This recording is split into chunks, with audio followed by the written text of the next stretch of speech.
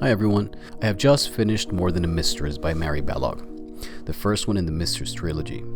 It was an interesting story in its own right, not my favorite one from her, but it was good and it has a few interesting ideas that I wanted to share on the spoiler section ahead.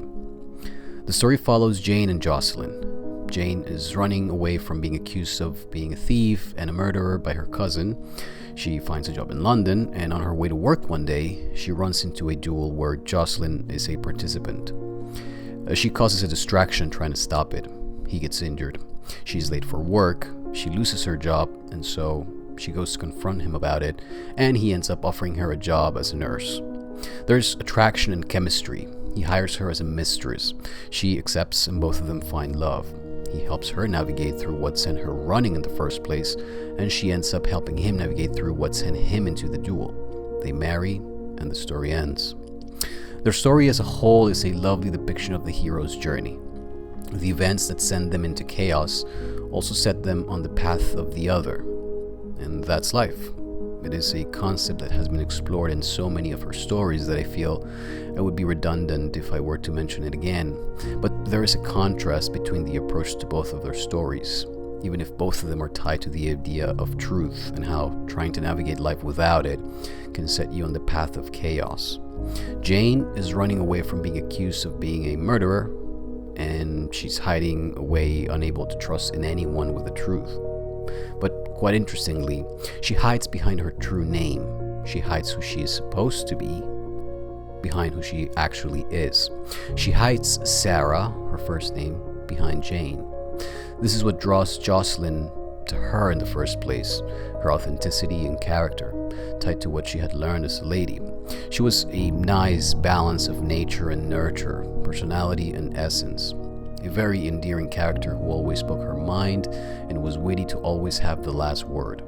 Jocelyn is on the opposite side of that same equation. He was hiding Jocelyn behind the Duke of Tresham, his title.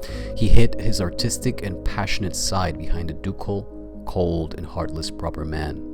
Yet, despite this, he actually showed his emotionality with how much and how harsh he lashes out at Jane. So, ironically, he sought to hide his interest by being cold. But the fact that he went to such lengths was actually something that betrayed his heart.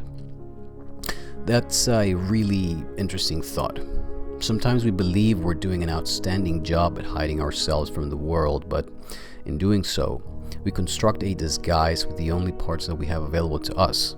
That is to say, that we only have other parts of ourselves, including the ones we seek to hide, to build a disguise. And it takes a great observation to see it, but it is evident. I don't think anyone can fake love, no matter how affectionate or attentive they pretend to be, if it is not in their hearts. No one can pretend to be heartless, no matter how cold and distant they pretend they can run from their own burning hearts. It's a lovely idea, but it's also rather comical if you think about it. How ridiculous we must look trying desperately to hide something by covering it with itself and pretending it's not there. Now, there's also a lot of talk in several of her novels about vulnerability and authenticity, so I will try to avoid repeating myself too much, but there is a vehicle of expression. It wasn't the sexual encounters nor the attraction, not even the gentle and kind gestures. It was their den. Jane had created a room for her to be herself and invited Jocelyn into it. A place where there were no rules or titles, a place to simply be themselves in company with one another. That is what brought them together. That is what allowed them to know each other in their truest sense.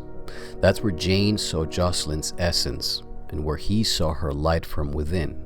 And that room in her novel is a beautiful way to describe at what level a relationship, a loving one, with anyone should take place. A place of trust and authentic vulnerability. There is also the idea of their names. Jane's name is Lady Sarah, and Jocelyn's name is Tresham. No one else alive calls them by their first name.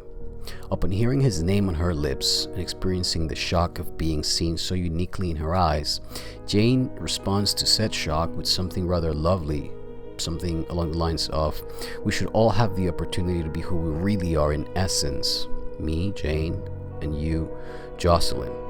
She was speaking of their essential identity wrapped in personality and propriety. And how healing is that? to find our own haven for ourselves, to be with ourselves, be it meditating, journaling, chatting, or simply walking. A way to connect with our subconscious or with our higher selves, whatever we wish to call it. I felt that Jane and Jocelyn were the parts of Sarah and Tresham that were in touch with the truth. Now, Tresham is obnoxious and rude, but it reminded me of the book Stranger to Ourselves by Timothy Wilson. He really went to great lengths to disguise himself, but he constantly acted against his own destiny.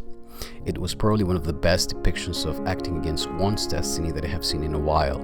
Reckless and ready to die, cold and distant and content with his loneliness, arrogant and self-sufficient. It wasn't until he met Jane that he hadn't encountered life, actual life, and so dying suddenly became something that he would not welcome any longer. And it could be said that it was simple fear of dying, and sure, but also it was that life had attained a meaning for him. A really wonderful idea. They do a decent exploration of his reasons for hiding. His father and his father's mistress planned a ruse to have him sleep with her in order so that his father could prove to him that he was not in love with a neighbor. His father essentially manipulated him into killing his own pure first love. Jocelyn obviously hated his father and never went back home, but he also lived in deep shame for having been so stupid and so cruel. He believed his father's narrative about how cynical and dull and cold the idea of love was. He even throws this at Jane at some point.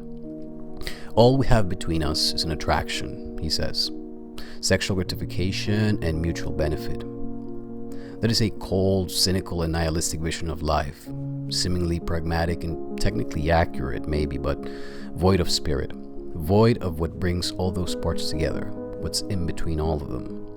Jane is the one that allows him to heal and forgive. She said something interesting at some point. She said that it is not wise to mock our younger selves too much. There's a brilliant way to put it. We tend to judge ourselves through the eyes of the adult being that we are today, and tend to attribute so many motives and knowledge to the innocent, ignorant, and naive people we used to be. Sometimes, if not all the time, this is where shame comes from. Judging our younger selves as it were our present selves who had committed the deeds for which we're not proud of. Jocelyn had incarcerated his own heart behind layers of cold, pragmatic personality. We need to humbly accept our nature, our weaknesses, and our drives. We need to also humbly accept our ignorance and naivete.